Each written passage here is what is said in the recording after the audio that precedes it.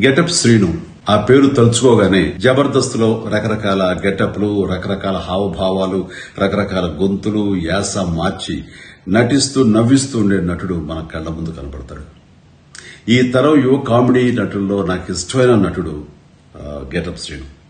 ఇప్పుడు తన హీరోగా వస్తున్న సినిమా రాజు యాదవ్. ట్రైలర్ చూశాను. ఏదో కొత్తదనం తప్పకుండా ఉంటుంది అనే చూసిన నాకు బాగుందనిపించింది. శ్రీను చూపించిన అభినయం మనల్ని నవ్విస్తుంది, కవ్విస్తుంది, వినోదపరుస్తుంది. శ్రీను చూస్తుంటే నాకు ఆ గతంలో ఒక కామెడీ హీరో ఉండేవారు. ఆయన పేరు చలం.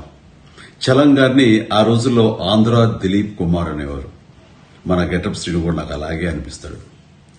తన టాలెంట్ కి హద్దులు, లిమిటేషన్స్ లేవని తను నిరూపిస్తుంటాడు. అలాగే నాకు అనిపిస్తుంటుంది ఇది నిజం.